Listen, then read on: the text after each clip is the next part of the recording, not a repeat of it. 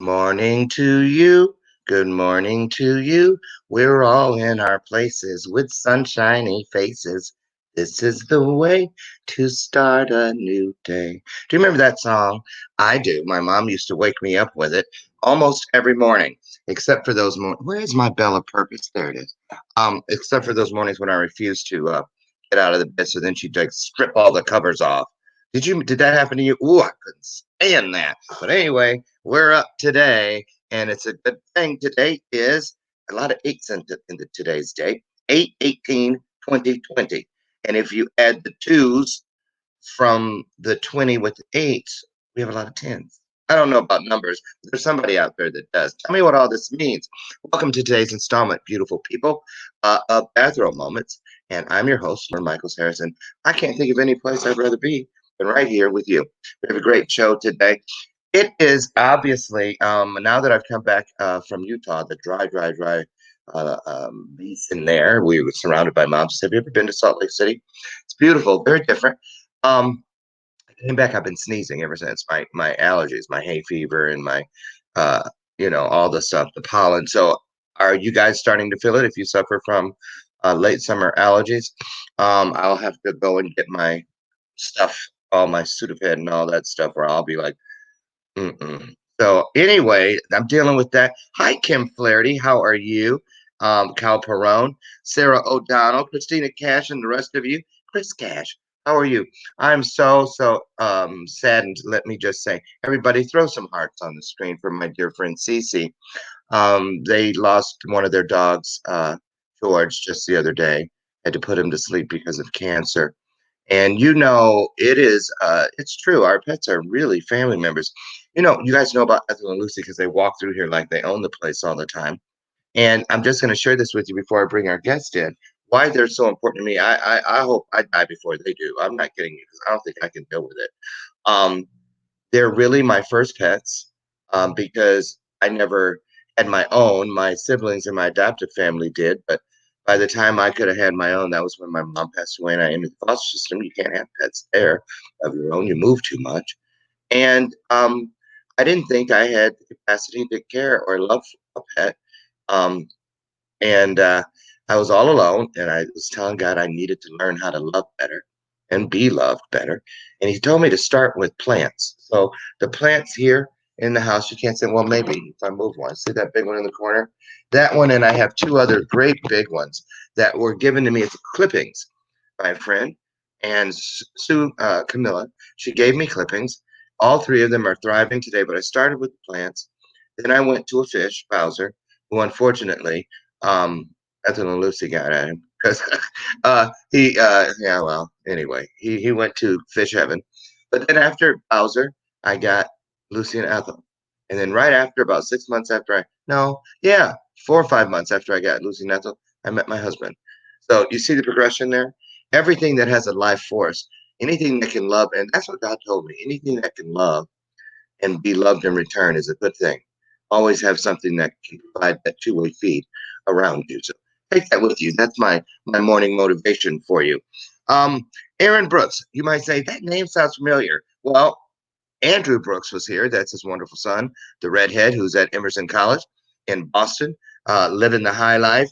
He was here not so long ago, and so was his father a couple of weeks before. So Aaron lives here in the Illinois area, but works for a company by the name of, he's actually the vice president of strategic accounts for Compass Marketing in Annapolis, Maryland. So he's working remotely. He recently joined that company after a very successful business development career in the professional services space. He was also successful in developing a very strong personal and professional network. And that's really what I felt is his calling. Aaron is a master connector, makes great introductions, and even his emails are just, I learn from them all the time just by reading them. So anyway, he has an upcoming book that we want to talk about today, which has a working title of The $1 Million Network. Hold on. Excuse me. In this book, we're going to explore the intersection between the philosophies of strong networkers and the consistent behaviors that are necessary to develop a life-changing personal and professional network, and also change lives in the process. So he's also going to share with us today on how to stay true to these principles and consistent and sincere behaviors, which have led him personally to the life of changing opportunity with Compass Marketing, as well as other incredible stories that you will definitely want to hear and will be able to learn from. So I know that he is out there carving something. I don't know what he was doing. Looks like he was carving his initials in one of our trees out there. We'll find out when he gets in here. I see he's coming up the walkway. Where are you, Aaron? Aaron.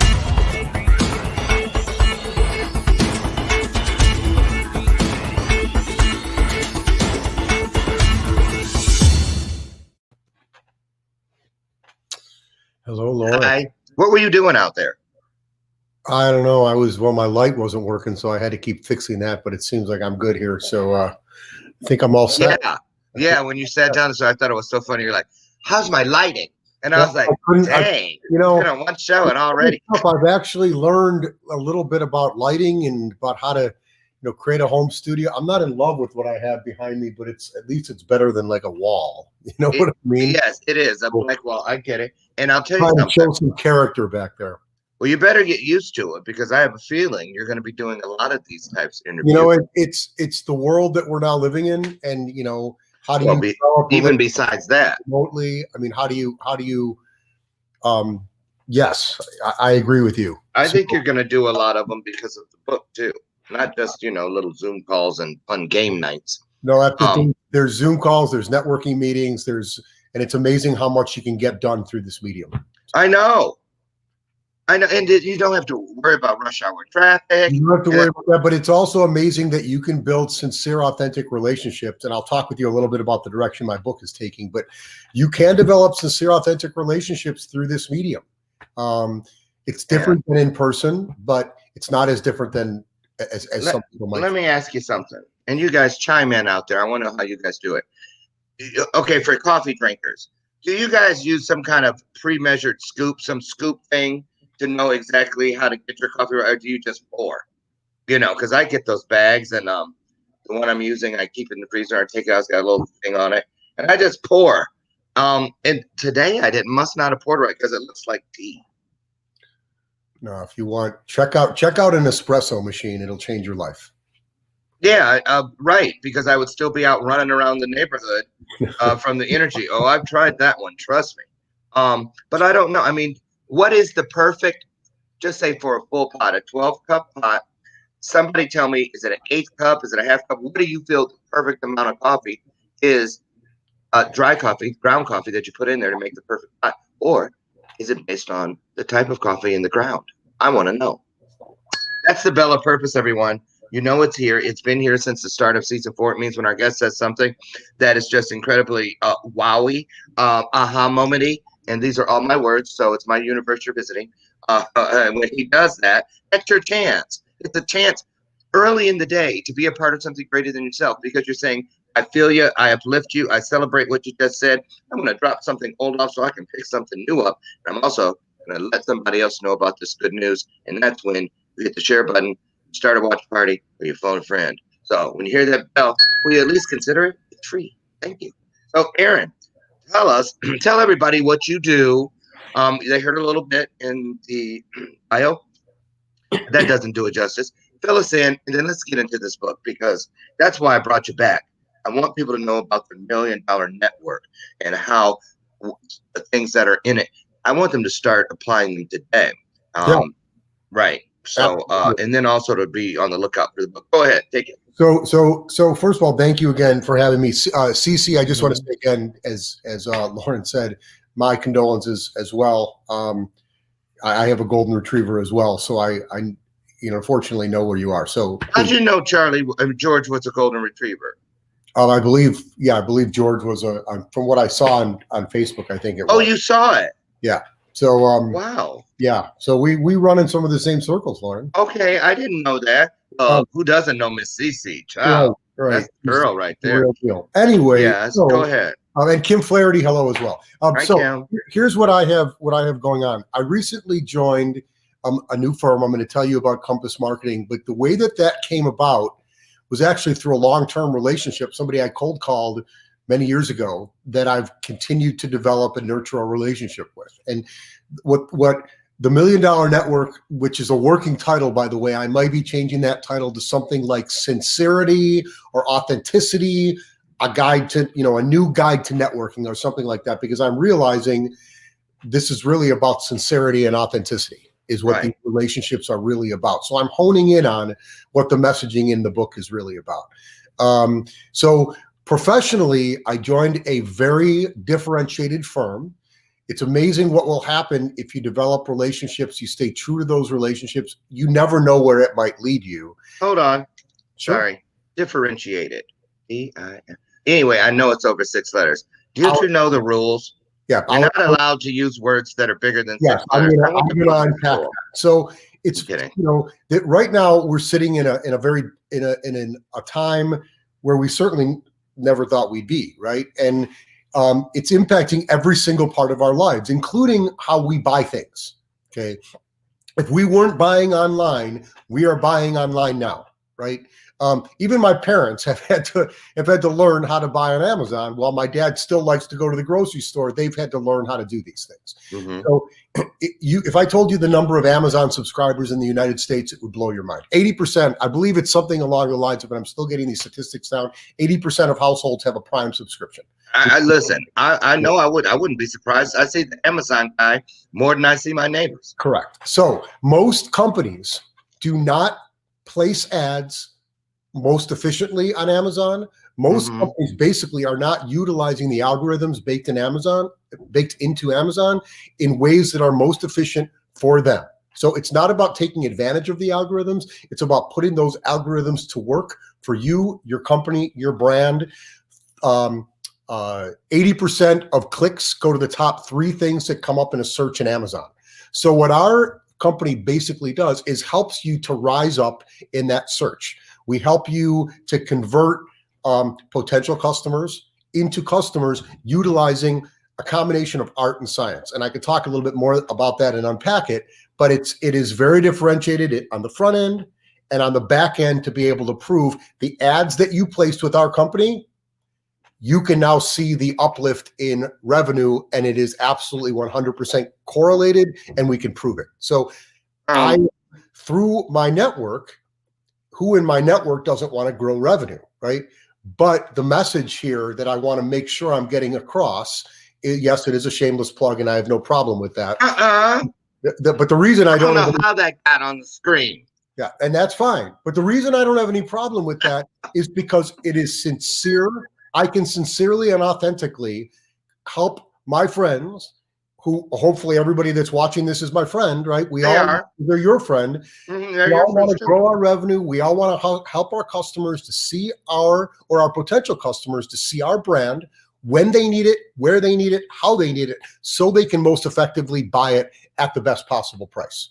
And that's what we help our customers to do. And what I want to help my friends to do is to get their products placed in the best possible ways over time so that they can live their best lives as well. Because the fact is that if you're in a bricks and mortar business, those businesses are dying a slow death in a lot of ways, and that's a shame. People aren't even going into offices anymore, right? So the world continues to evolve, which means we need to evolve the way that we network. And I hate that word, even though I'm writing a book about it, because a lot of people think they know what networking is about, and they really have it wrong, which is why I might be changing the name to something along the lines of sincerity, authenticity, a new guide to networking, that type of thing. So that's kind of where I'm at right now. Well, I think I'm not trying to tell you how to do your book, but networking is kind of a tune out, turn off kind of a term because of things like this.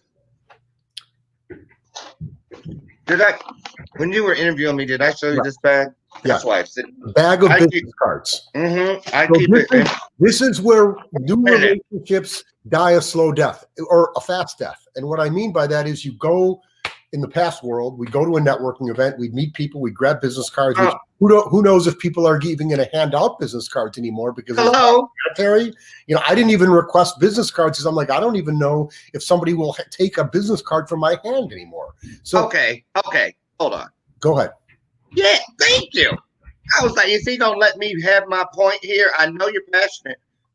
Lord, I know. Put some hearts on the screen. I know y'all ready to laugh your heads off. You're like, look at Loren's face. Yeah, my point was, I know everybody has these, but you have them all spread out, and I mean it. This is it. This is like 3 years worth of business cards. But here's the deal: when I went through these one by one, taking them from different places and putting them in this one place, and I said, I gotta see what made me. Why do I keep them? Well, I keep thinking I'm going to enter them into a database, which I will, which will be helpful because it has phone numbers and emails and that sort of thing. But when it comes to money, which is why we do everything, we have to make money, revenue. That's like Aaron said. Not one of those cards in there that I spend money with, and not one of those cards in there spent money with me. So then I go to my personal Rolodex, which is my contacts list in my phone, and that's where I find all of those relationships. So it is a true thing. So that's why I think I told you the other day, I hate the term networking too. In my mind, I look at it like working with a net, not networking, but working with a net. You know what I mean? A net of authenticity, a net of purpose, and a net of building a deep relationship also, and not wide. And you understand that. Talk to us about that. Explain in your world what you think the difference between building wide and building deep is, because I think there's a huge. I love that. Thank you for the question.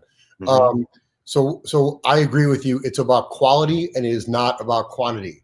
Sites like LinkedIn and others, while very well-meaning, and I'm interviewing people for this book, are really about helping people to connect electronically. What I have found is, unfortunately, you can only do so much with that medium. I do not have a personal CRM.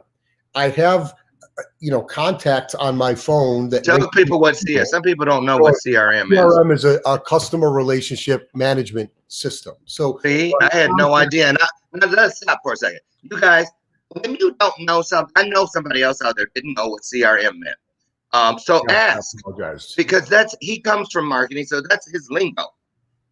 I was like, should I say anything? Should I act like I don't know?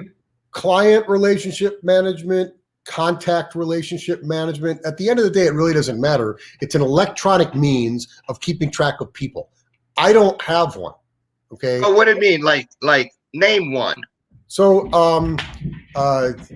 There's all types of, I mean, it originally Like started MailChimp and like that kind of stuff? like Salesforce.com is a great example of a large one that large companies would use to keep, or even small companies. But an entrepreneur, what would they use? What kind of So thing? an entrepreneur might use Google or something like that. Like, you mean putting everything into a spreadsheet or What I something? mean is putting everything into some type of electronic means that the purpose of that is supposedly to keep better track of people, to better email them marketing ads and those types of things. But what often happens with it is that it depersonalizes or unpersonalizes a situation. I don't want that. No. The depth has to come. It has to Okay, but really hold on. getting to know people. Well, okay, but here I'm playing devil's advocate. I hate that term. We need a new one. I am not his advocate. Trust. So don't get it twisted, Cletus. If you're hovering around here somewhere, listen. I'm old school. I have everybody knows about the post-it notes, and I write everything down. I've had people on airplanes look at me like I was crazy when I pull out, you know, an actual file. You use paper? I had a guy ask me. He did end up being the country manager of Budapest. He did. He was. But he was like, "You use paper?" And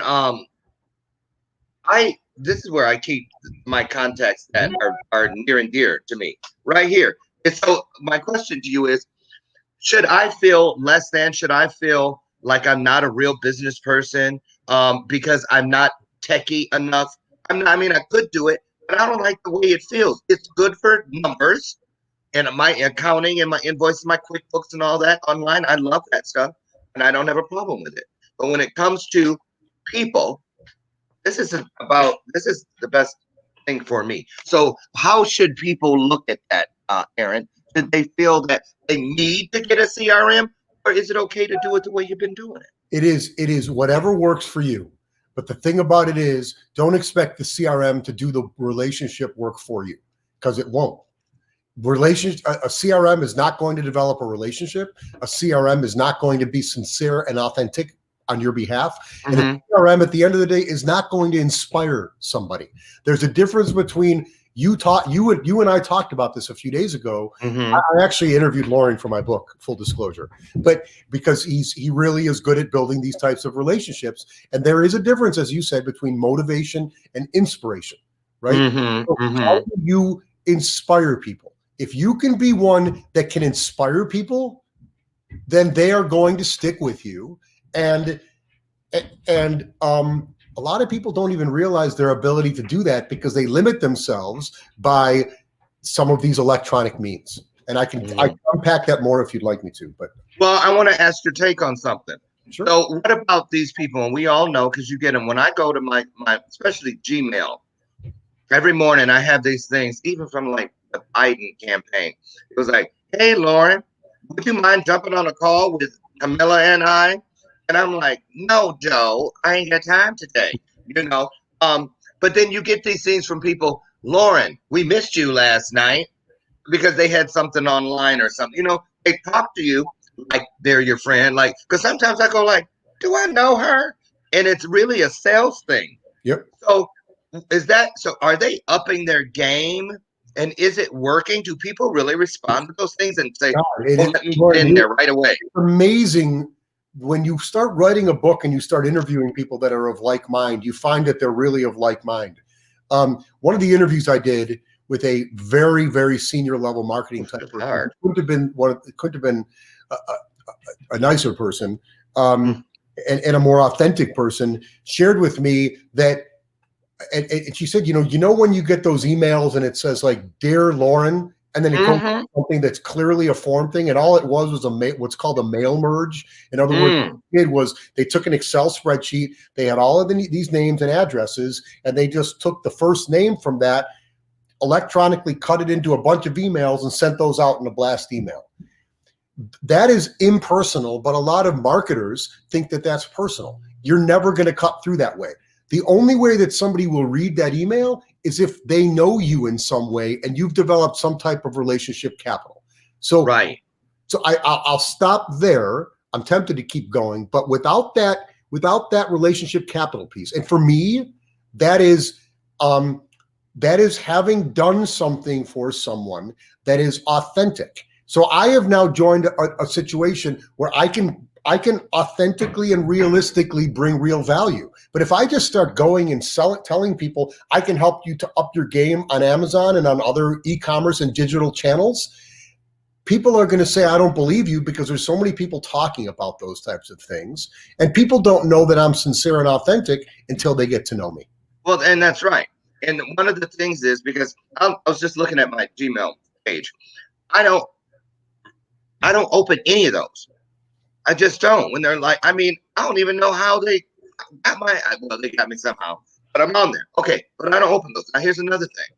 What about this one? You all know, because I remember the first time it got me after I talked for like 4 minutes. Those phone calls that come in and they go, "Hi, how you doing?" I'm like, "I'm fine. How are you?" You know, and they're like, "Great." So da da da da da da, and it knows how to have a conversation with you until I figured it out, because I was like, "Oh, hold on, I dropped something," and she goes, "Oh, that's great. I was thinking, and I said, "Wait a minute." It took a minute. I mean, really. And I was having the best conversation. I thought, I liked this girl.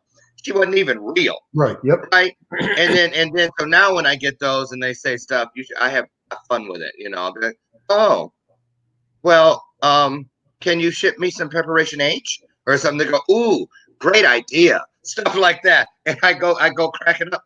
But the point is, and I want to talk about this too, are some of these things that we hear when people are marketing like that, knowing that they don't, even some people think, because I'm like, how can that be a relationship builder? How can it be? But what about the older person who's at home, lives alone, doesn't get a lot of calls? They really believe this is a person, and the next thing you know, they've, this artificial intelligence. Yep.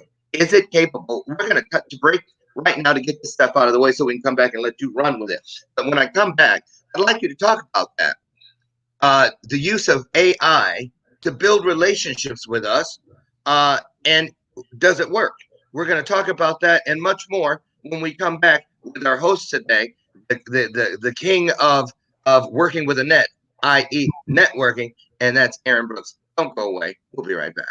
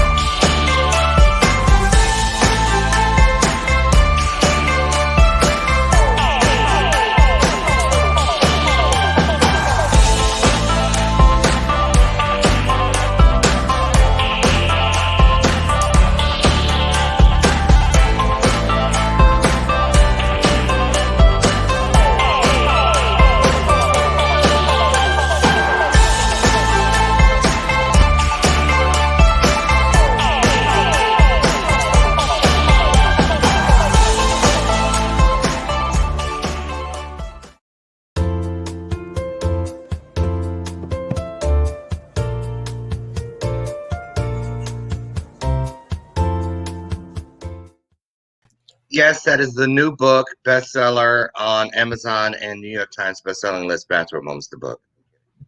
Just a promo. So, Aaron, we're here with you today. Hi, everybody. Thanks for popping in.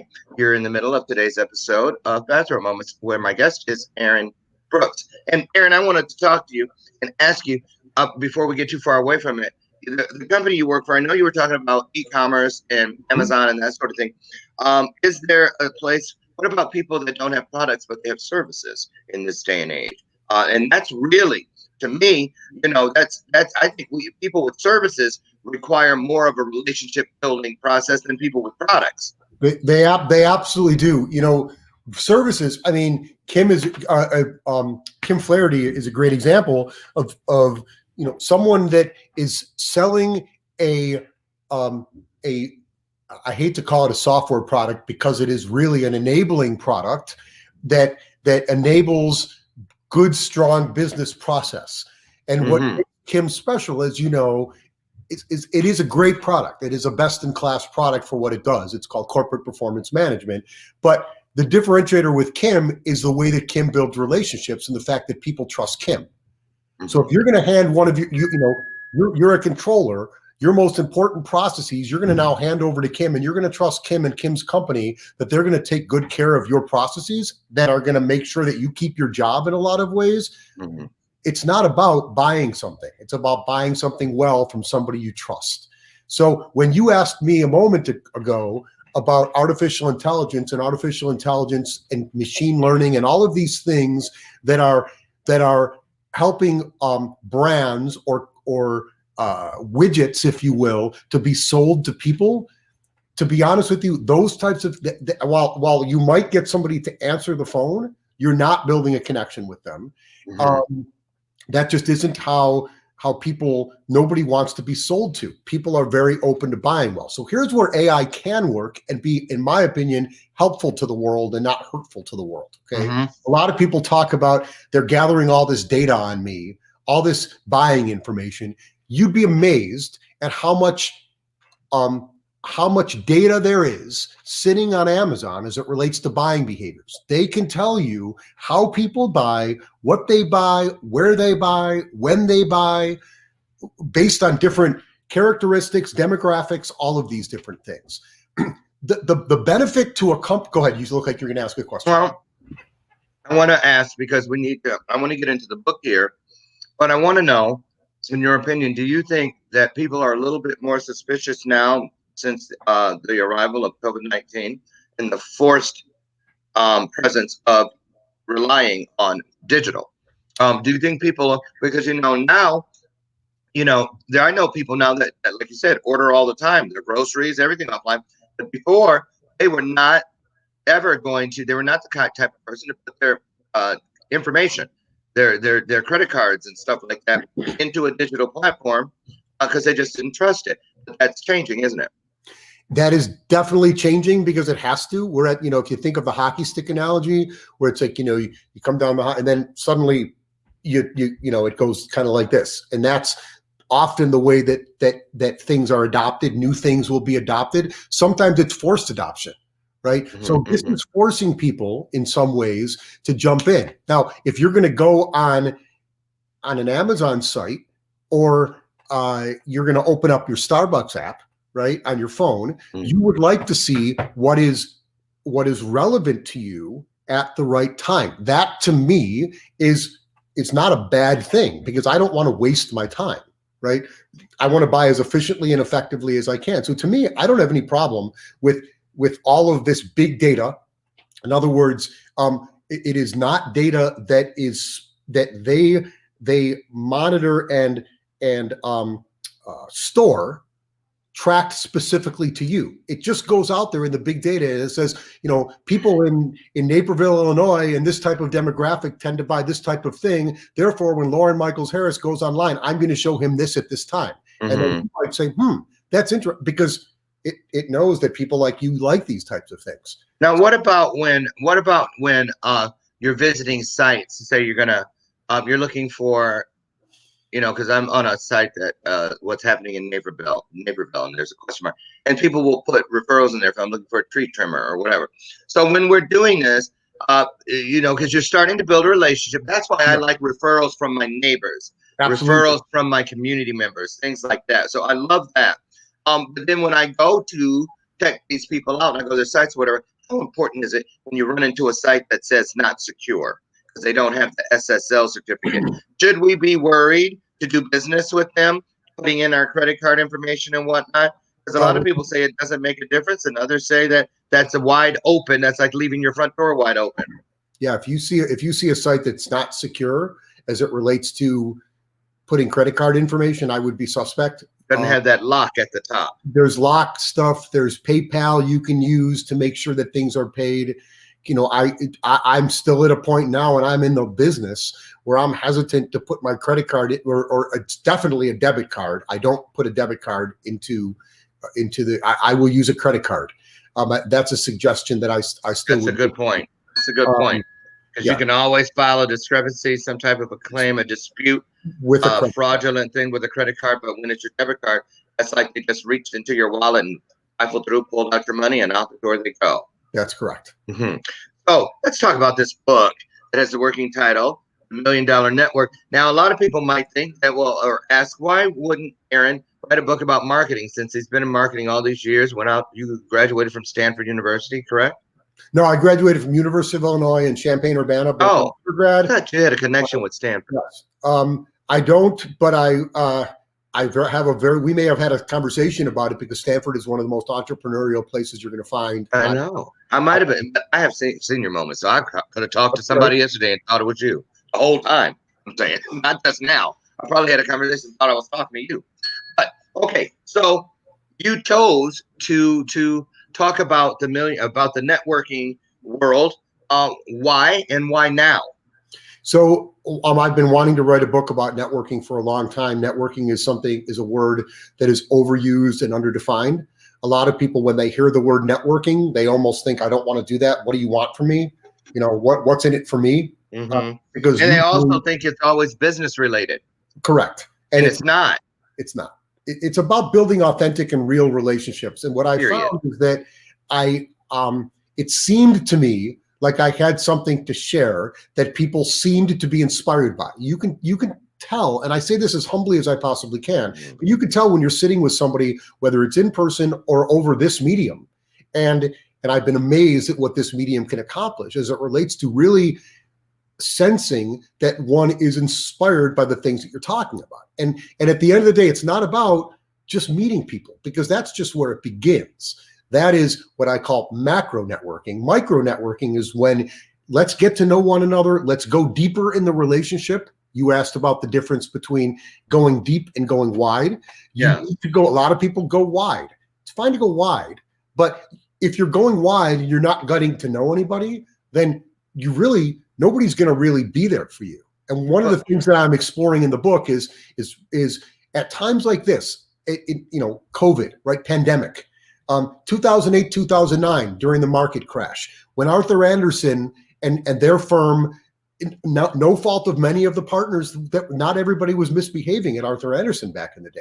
But when those things happened, people relied back on the network of people that they knew and trusted. And they're doing that today in COVID. I was one of those people. I landed my role through a long-term relationship, and I would have never been exposed to the opportunity had it not been for maintaining long-term relationships that are real and sincere, not just online. So how do let's hear some suggestions, if we could, some recommendations, if you will. Yes. For people to be able to, how do you, back before COVID, if I wanted to potentially do business, say with someone like Kim Clarity, I might call her up and say, Kim, can I buy you a cup of coffee? And meet her at Starbucks and get to know her. I practically used to live at the one up here on Ogden and Washington for that very reason. But now we're not afforded that opportunity to do that. So what are some of the things, because you've been interviewing people for the book, what are you hearing as far as how people are adapting to this new normal? Question. So there's some common themes, which I figured, and I've now confirmed, which I find to be so interesting. Sincerity. And I've said it a few times, and I'm going to say it again. And I may entitle the book "You Can't Fake Sincerity," because I say it all the time. You can't fake sincerity. You can't fake authenticity. Don't come into it with your hand out. Come into it not expecting anything. Come into it ready to give. But come into it expecting to get to. Just don't expect to get right now, and don't expect, which is why it's important to stay disciplined and do these things over time. It's just like learning a sport or learning to play an instrument. You need to practice and put the work in over time. That does not take a lot of time. It's not about what you do, it's about how you do it. But oh, that's good. Yeah, it's that's true. important to do these things and stay true to these behaviors over time. Okay, I'm going to pop some stuff on the screen for you. Sure. Just a couple terms, words, and I want you to tell us what these words or terms mean to you, and rate them if you could on a scale of 1 to 10, and tell us how important or not you feel they are to the overall successful building of a relationship. So, value is very important, but everybody has a different definition of that word. Talk about that. So a lot of people will assume that they know what value means to another person, but they haven't asked. So it's amazing what I interviewed a marketing professional named Paige Arnoff-Fenn, who's amazing. And actually a friend of hers from Stanford, maybe that's where this came about, because we may have talked about this. A friend of hers from Stanford is one of the founders of LinkedIn. That is where it came from. And the reason that he used Paige as an example is because she creates e-introductions for people.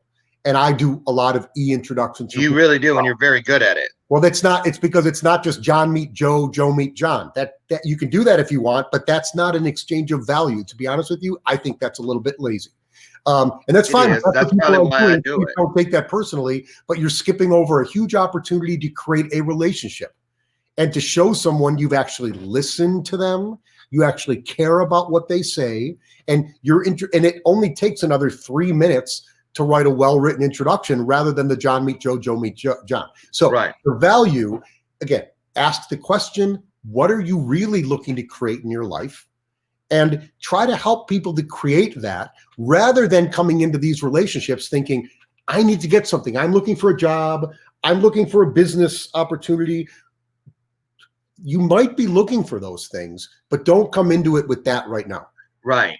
I remember back in the 80s when I was living out in Los Angeles, and I worked in Beverly Hills for an art gallery called Martin Kenneth Galleries.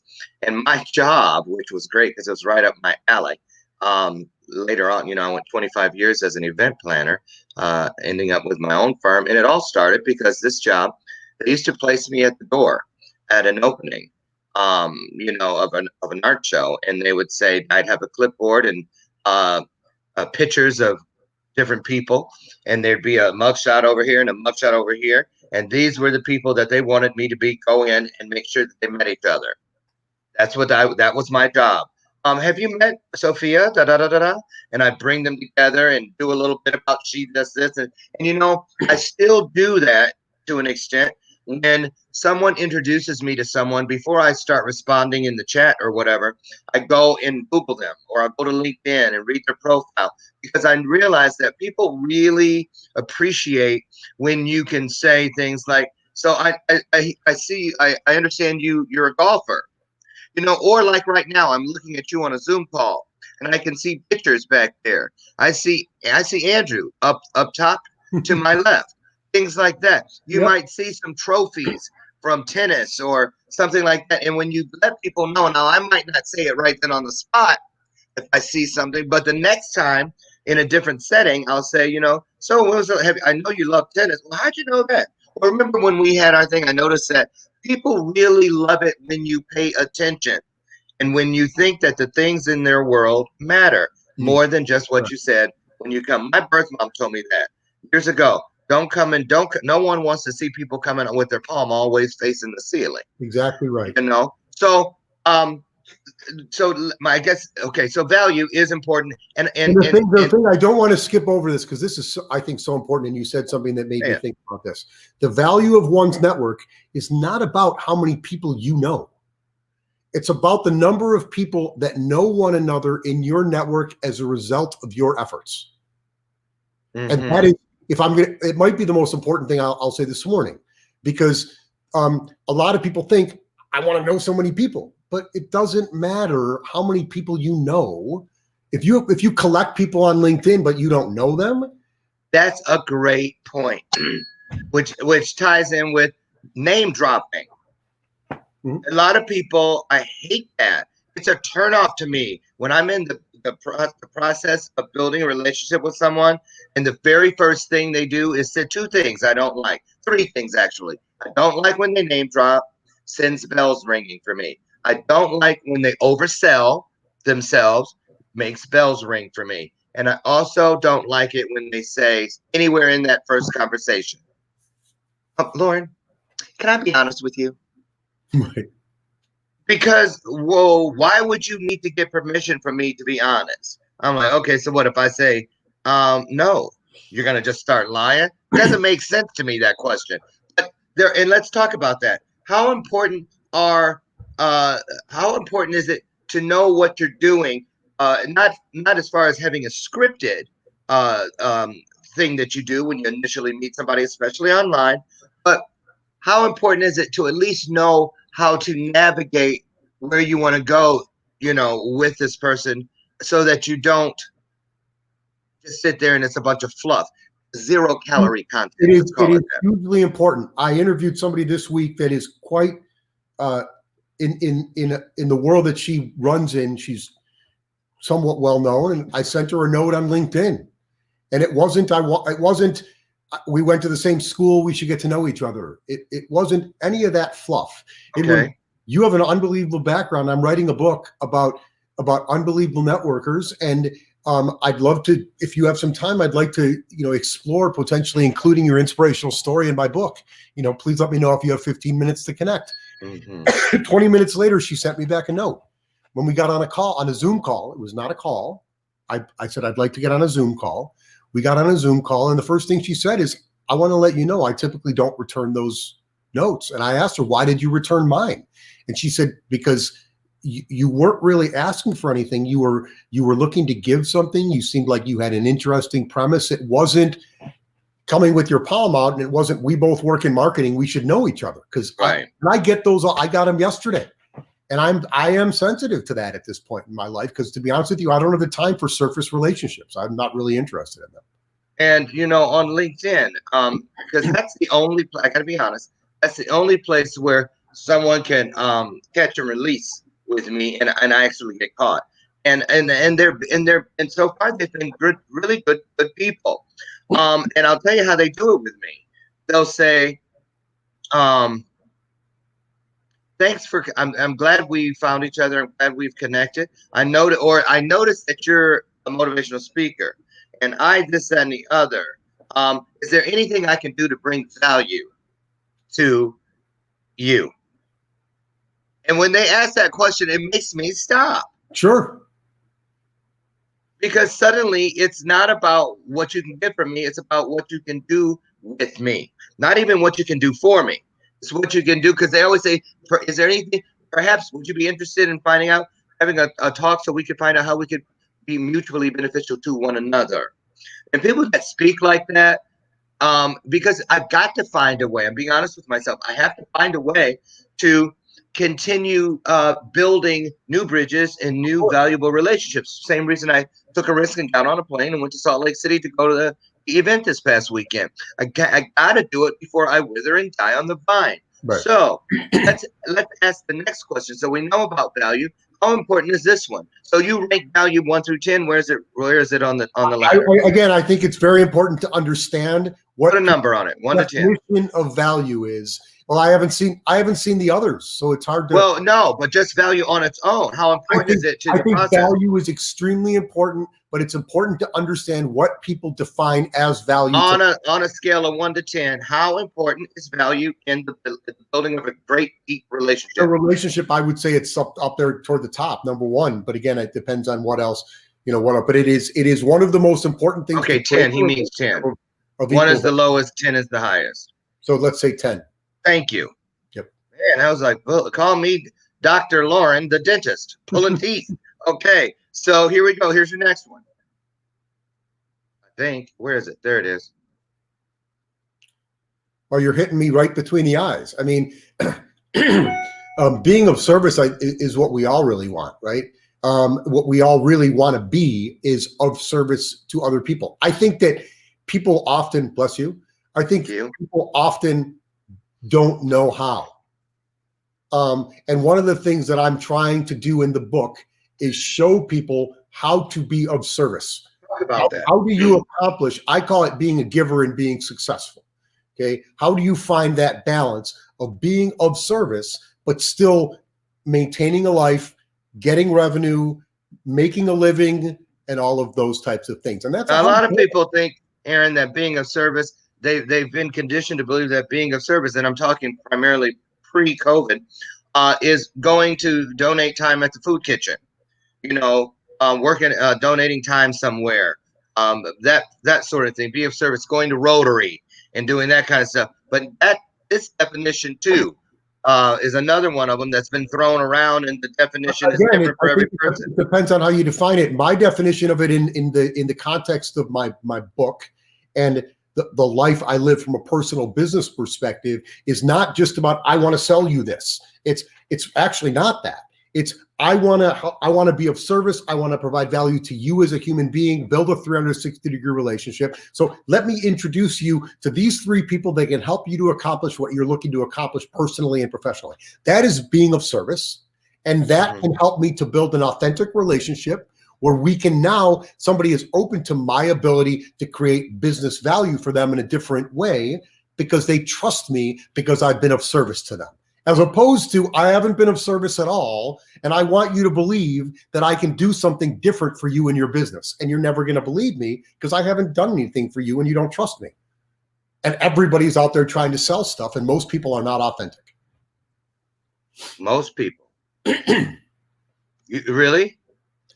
Well, that's kind of depressing. Unfortunately, most people, I think, believe they are authentic from a business perspective, are striving to be, don't know how to be. In their personal lives, unless we're meeting jerks, and none of us are meeting jerks because if we're hanging out with people that we like, they're probably not going to introduce us to jerks. But how do you make that crossover to be not a jerk and be of service? And that's where the consistent behaviors come in. I mean, again, I landed a very different role, a great opportunity with somebody I've known and developed and maintained an 18-year relationship with. And when I first met him 18 years ago, it was through a cold call. Now, this does not take 18 years. During that time, we did business. We got to know one another personally and professionally. I've known his family. It started with a cold call, Loren. And I opened myself up to that relationship, but I also fueled it over that time. Right. Got it.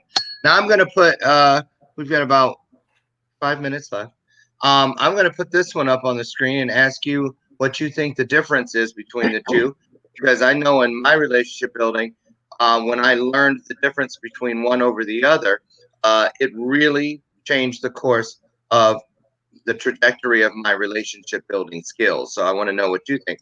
The difference between follow up versus follow through. So when you make a commitment, you need to keep those commitments. And it's hard.